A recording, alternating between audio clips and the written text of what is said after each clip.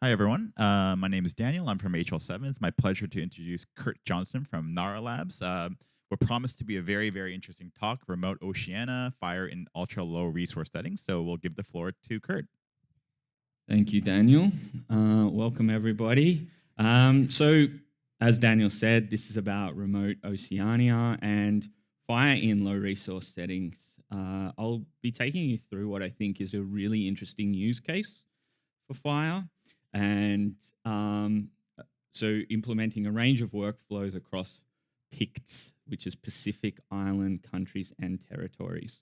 On the way, I'll be talking about why I think remote Oceania is very close to the original vision for fire, the challenges and opportunities associated with low resource settings, and there could be applicability outside low resource settings.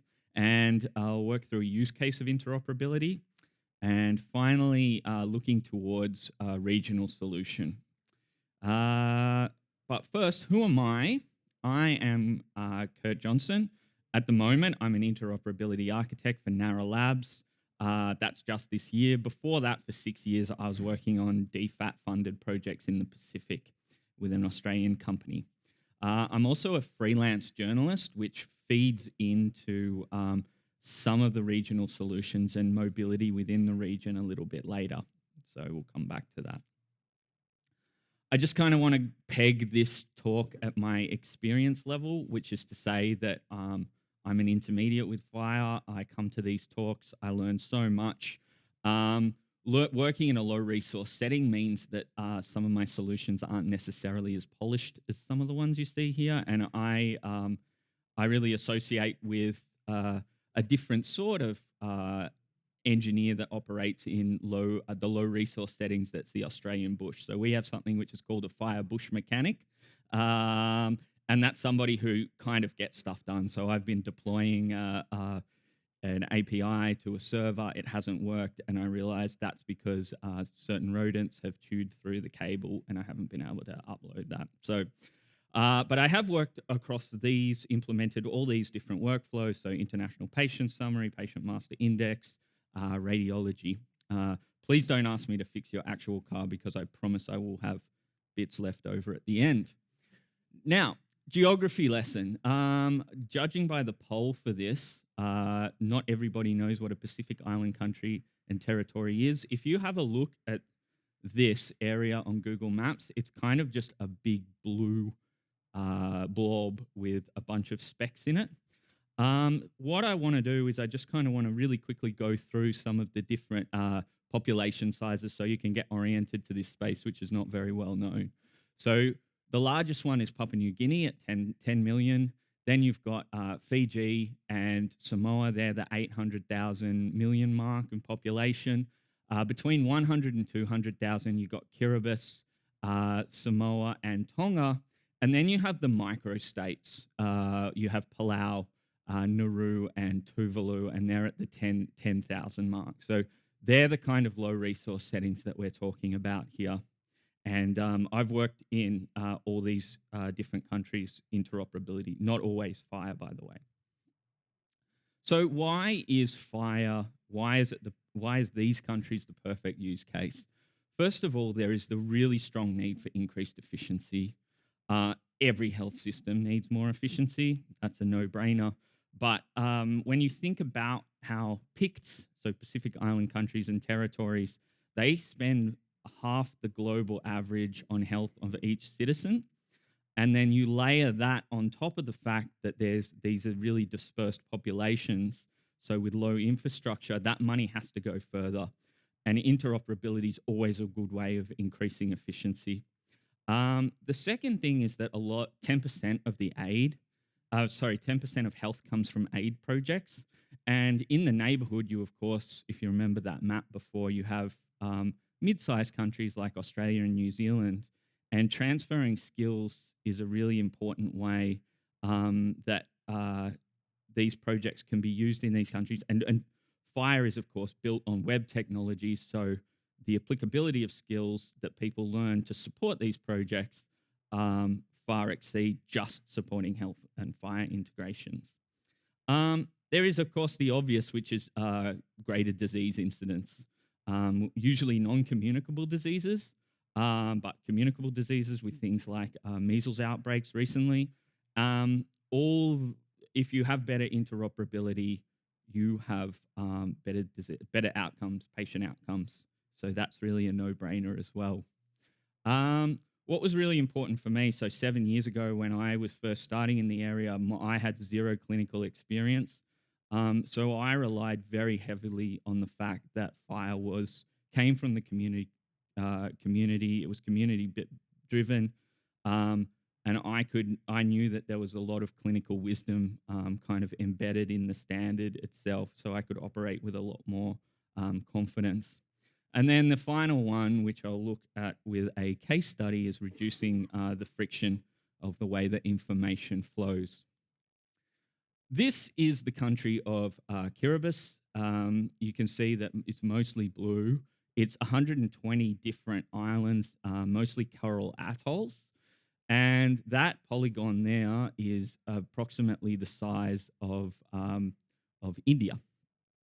And so and if you recall before, the population was 128,000. So when you think about interoperability and delivering health to a population there, there's some huge challenges. My first project that I worked on was syndromic surveillance. Now, syndromic surveillance is, for anyone who doesn't know, when you report on particular symptoms for diseases and you need to respond to an outbreak. So timing is really, really important. And the system before I arrived was paper-based. People in these outer islands here, it would take 3 weeks from when someone filled out a piece of paper to arrive in the capital island and for that to get entered in. Now, a 3-week lead time for an outbreak is kind of a big deal. So built an API and that moved much, much faster so to respond to disease. So you can see that there's this real huge requirement for interoperability. But it's not all coconuts and flowers. The hardest implementation challenge is to justify the initial cost of investment. It should be no news to anyone that working to a standard is more expensive initially. And there's always the mindset that we have a problem and we want to solve it rather than thinking the long term. So to bring in that, justify that cost of investment is an implementation challenge. The dispersed populations over a wide area, that comes to not just where people are living, but the infrastructure that's associated, particularly the digital infrastructure. Some places don't have internet, and your possibility of having interoperability without internet is quite difficult. So there's that. And then there's diversity in the area. So you have a country like Papua New Guinea, which has the highest level of linguistic diversity in the world. And then you layer on top of that the fact that there's these colonial heritages and what that influence that has on the legal systems and how they approach digital health. So there is complexity there. And each of these challenges has an architectural component to it that has to be reflected. You have to account for when you're working with interoperability. Something like, the dispersed populations, low infrastructure, no cloud computing in almost all these countries. So you're having to deploy to bare metal service and have an offline first architecture. There's also tremendous opportunities, and this is over and above the fact that that what you get free with FHIR, and a lot of that comes down to speed. It's much faster to get something up and running. There's less red tape, and there's less. These are digitally greenfields projects, so you're usually replacing a paper-based system, and you're not hampered by really complicated migrations. So the strategy that we approached being able to pursue interoperability in remote Oceania was basically to use this idea of sustainability. Now, sustainability is a word that's way overused at the moment, But sustainability in international aid means the project needs to keep functioning after the project is finished. So whatever you've built, it still needs to keep working. That's really important with something like FHIR because you have this community that's around it. You're using web technologies. So like I said before, the ability for people to support that is much greater than using a more bespoke and older technology like HL7 version 2. And that comes down to standards in general. The idea that you're part of this wider community and you can leverage that is really, really important. The other way was adjusting the usual paradigm of how standards kind of bubble up. Very much in this case had to be bottom up. So it had to be a single integration, proof of concept, make sure that it works, convince everyone that it's worth the investment, and then begin thinking about national standards. And we'll get on to the regional standard in a little bit. So the current state of play in Pacific Island countries and territories is this. So in Fiji, we have Patient Master Index, we have radiology, medical inventory, laboratory and billing. Solomon Islands, that's Nauru, sorry. Patient Master Index, radiology and limbs. Palau, Patient Master Index and limbs. Tuvalu, Patient Master Index. Tonga, Patient Master Index and CRVS. And sorry, that one's Patient Master Index and medical inventory. So that's everything that's operating in this region now. The final point that I'd like to talk about is kind of beginning to think about regional harmonization and bringing about a regional standard. And in 2023, we were asked to be part of the hackathon for Connectathon for the International Patient Summary. And it really struck me how important the International Patient Summary was going to be within Pacific Island countries.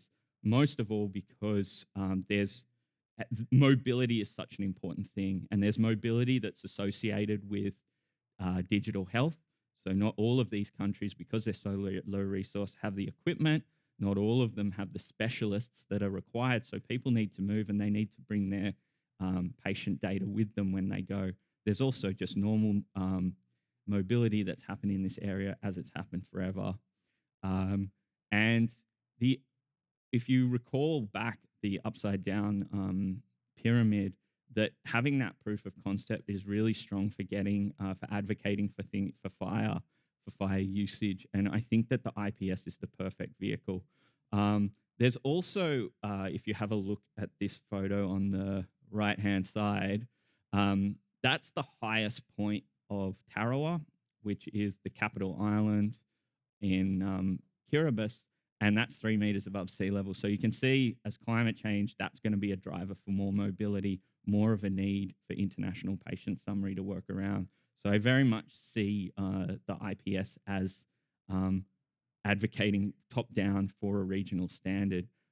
We also have Kate Ebrel here, who has been working in this very area and would you be able to tell us a little bit more about it?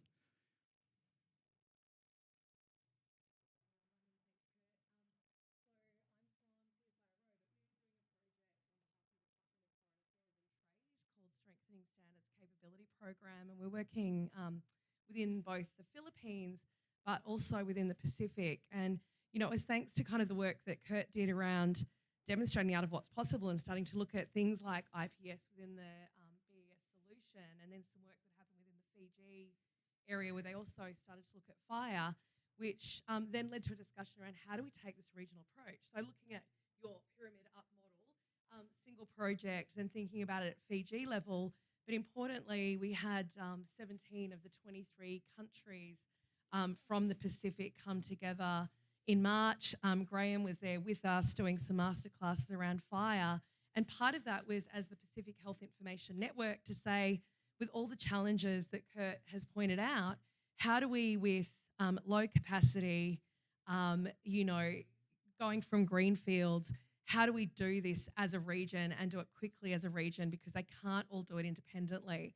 And so some of the key recommendations that came out of that went back up to the Pacific Health Information Network for consideration, and where they want to go is to take a regional approach, build a Pacific core, build and start to focus that Pacific core around IPS and have a Pacific IPS to not only support that within country flow of information, across region flow of information.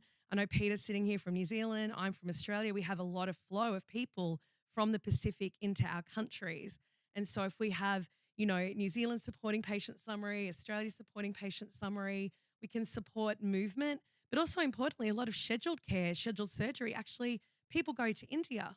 So if you can then also take and have that patient summary, the IPS and that information as people are then transferred over to hospitals within India for their surgery. So it's been a really fantastic opportunity to kind of say, how do we leverage something like FHIR and that community and use that as the basis to take that regional approach. So yeah, thanks for allowing me to give an update.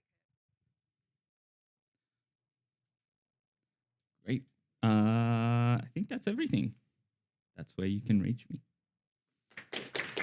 Thank you. All right, I think I speak for everyone when thank you, Kurt, for a very excellent presentation. So we do have time for Q&A, so open the floor to the audience.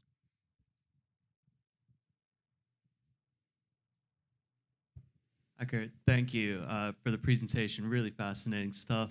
I guess I was hoping you could expand a little bit more on, I think you mentioned a bare metal approach, offline first. I think in my experience, I tend to use a lot more cloud providers whenever I'm developing something in FHIR.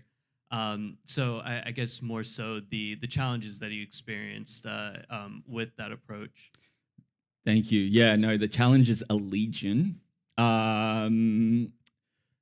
There's a tension between availability and data sovereignty.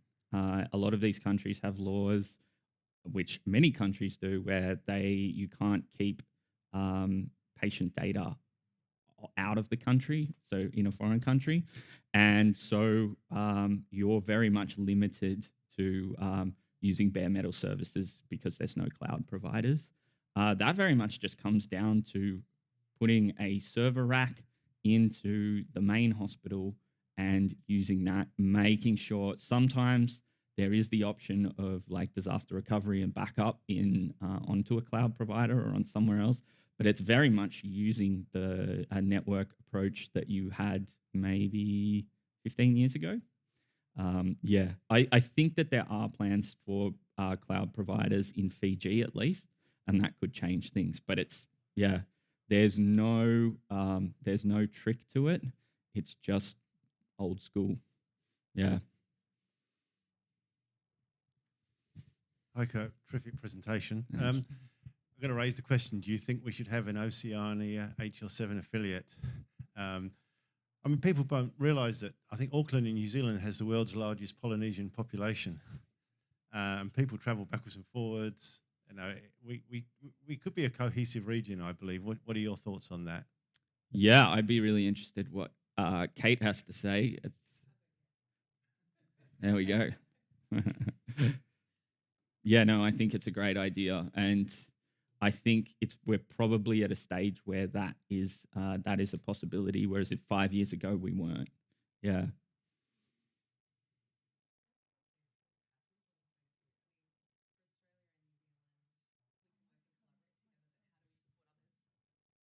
I think thinking about those regional approaches, because for me, it's how do we support that capacity? Because you looked at the size of the countries, no one country could create its own affiliate in the Pacific. And then you could say, great, we could create a Pacific affiliate maybe, and then how would they work with us? Where at least in Australia and New Zealand, we've got some capacity to support. But I think from a sovereignty point of view, I would rather see Pacific IGs that are represented for the Pacific community, not just tacked onto Australia or New Zealand. Like global health organizations really struggle with this as well. I think UNICEF they consider it a sub-region, and whereas like they will have a full office in Asia and a bunch of offices in Africa. They have one office in Fiji, and it doesn't really fit into their hierarchy as anywhere else. So I don't know if there's something to learn from that. I'm curious. At the beginning, you said that you have the billing but non-fire. So, and you regretted it, if I remember correctly. Oh yeah. Yeah. So I'm just curious to understand why you did not go to fire for the billing, and if you plan to go to it. So, just curious. Yeah, that was a low resource setting, and the low resource in that situation was my understanding of FHIR. So I was working by myself, and I saw this huge, how much is involved in billing, where they have to know everything, and it basically would mean I would have had to have mapped a whole internal schema of the EHR to everything at FHIR at once, and we just didn't have the resources. Yeah. Okay, so I think that's all questions we have for the moment. If you do want to get in contact with Kurt, as you see, he has his LinkedIn profile and his Blue Sky account, but just want to give another warm reception to Kurt for such an excellent talk, and we'll see you at lunch. Thank you. Thanks.